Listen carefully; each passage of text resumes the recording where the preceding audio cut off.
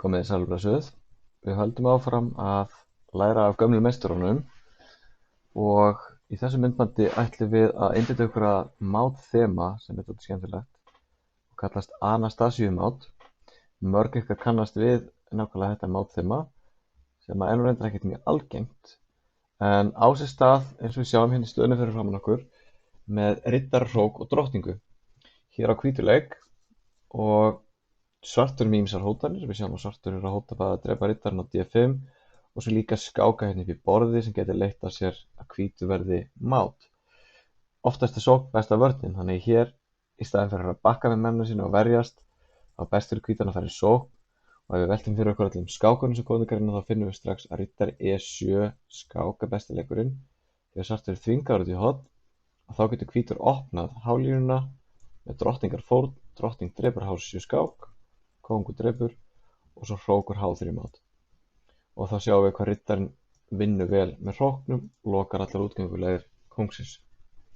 Þetta mátþema er nefnt eftir rússneskri prinsessu sem hét Anastasia, bara svona til fróðleiks fyrir ykkur. Við skulum sjá annað dæmi um Anastasíumát og hér erum við komin í stöðu þar sem að svartur á leik og svartur virðist vera í smá vandræðum því að hvítur er að hóta máti með drottningu á B7 og það er mjög erfitt fyrir svartan að verjast því. Það er eiginlega engin leið bara til þess að valda B7-reitin, hótunin drottning B7 mát. Og eins og við töluðum um áðan, oftast er sókn besta vörnin, þannig í staðinn fyrir að verjast mátinu þá getur svartur tekið frumkvæði í sínar hendur og velti fyrir sig hvort að hann eigi einhverja skákir í stöðunni. Hann á skák á E2 með riddaranum. Hvíti kóngurinn er þvingaður yfir að hálínuna. Og hvað getur svartur gert þá? Jú, hann getur nú skáka hér. Hvíti getur borið fyrir, getur hann skáka annar staðar, hann getur skáka hér. Og dreipið biskupinn. Á hann fleiri góða leiki. Hann getur skáka hér, græðir hann eitthvað að því. Þá á kóngurinn enga rauti en peð getur dreipið og þá sjáum við að það opnast leið fyrir hrókin. Þannig að drottning H5 skák, peð dreipur og hrókur H4 mát. Það er skemmtileg útfærsla af þessu sama máti, Anastasíumáti þar sem að riddari valdar flóttaleiðir kóngsins. Þá skulum við fara dálítið mörg ár aftur í tímann og sjá skák sem var tefld á heimsmeistaramóti unglinga 14 ára yngri í Grikklandi árið 2003. Og þarna sjáum við núverandi heimsmeistarinn í skákstjórn á svörtumönnunum, þetta er Magnús Carlsen. Þarna var hann bara 12 ára gamall og hann var að tefla við landa sinn, norska stórmeistarann Jón Ludvig Hammer. Hvorugur þeirra var orðinn eins sterkur meistari eins og þeir eru í dag. Þeir eru báðir mjög öflugir. Jón Ludvig ekki eins góður á Magnús í dag en báðir mjög sterkir stórmeistarar. Þarna voru þeir bara unglingar. Og við skulum sjá hvernig Magnús Carlsen nýtir sér þessa þekkingu sem við vorum að læra um Anastasíumát í þessari skák. Jón Ludvig hefur skákina á rólegan hátt með að leika hér riddari finnur 3. Og Magnús svaraði því með að leika peð á D6, þá kom D4 og riddari F6 og upp kemur svona hálfgerð tískuvörn, mætti segja. Það er oft kallað tískuvörn þegar að biskupinn er skásettur hér og maður berst ekkert mikið fyrir miðborðinu en reynir að pressa á miðborðið með mönnunum sínum úr fjarlægð. Hvítur nær tökum á miðborðinu og kemur mönnunum út að eðlilegan hátt. Báðir hrókara, riddarinn kemur út, hótar eða setur svona smá pressu á miðborðspeðið og það er valdað og þá leikur Magnús peðin á E5 til þess að reyna að opna stöðuna. Og það má segja að þessi staða sé bara mjög eðlileg og hér leikur hvítur H3 til þess að koma í veg fyrir að svarti biskupinn gæti auki pressuna með að leppa riddara. Og þá kemur riddari H5 hjá Magnúsi og þessi riddari er að fara smá ferðalag, hann er að fara hérna kannski á F4-reitin til að hóta biskupnum og auk þess opnar hann skálínuna fyrir biskupinn og nú er svartur virkilega farin að hóta að drepa D4-peðið. Þannig að hvítur þarf að gera eitthvað í því og drepur sjálfur hérna á E5 og losar það spennuna. Hér eru þetta margir leikir fyrir svartan. Langa eðlilegasti leikurinn var að drepa með peði og opna D-línuna fyrir drottninguna. Það er líka hægt að taka hérna með riddara. En Magnús leikur öðrum leik, svona hálfgerðum millileik, ef svo mætti segja. Hann byrjar á því að hóta biskupnum hjá hvítum. Og þá hefur hvítur engan tíma til að segja hér, þá missar hann biskupinn sinn, þannig að hann þarf að bregðast við því og færa hann eitthvert.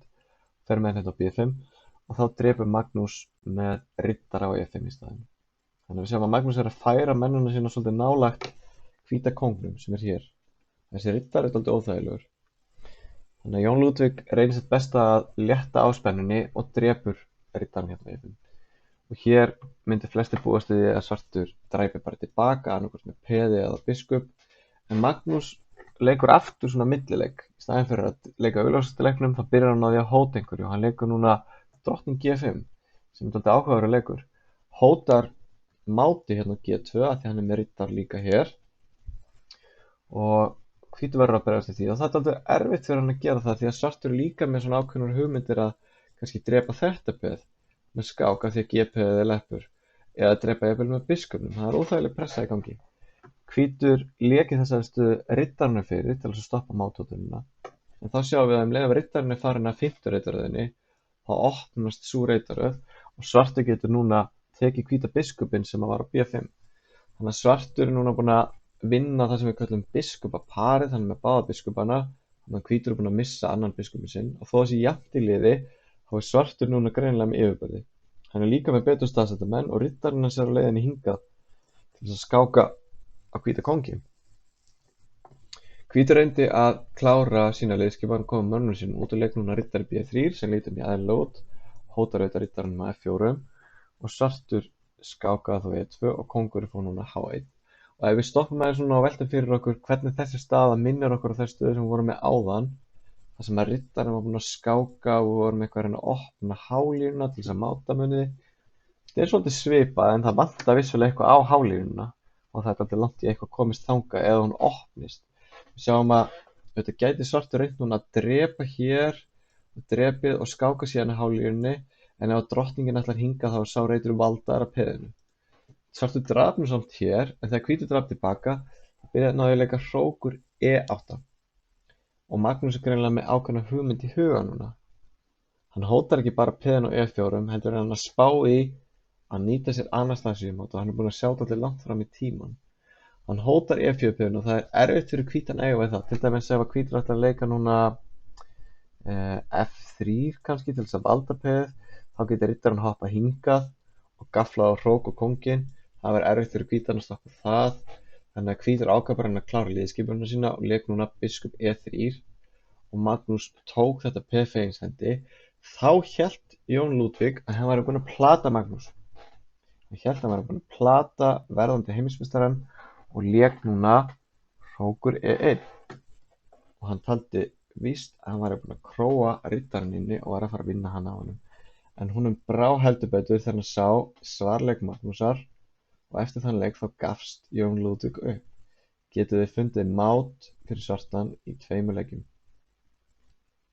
Svartur lék drottning H5 skák og hvítur gafst upp, því að eftir að hvítur drepa með peði þá var hálínan opin fyrir svarta hrókin, hrókur H4 mát og riddarinn valdar flóttarridd kóngsins.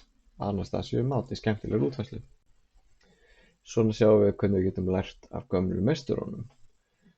Takk fyrir þetta og vonandi gekk ykkur vel að átta ykkur á þessu. Bless, bless.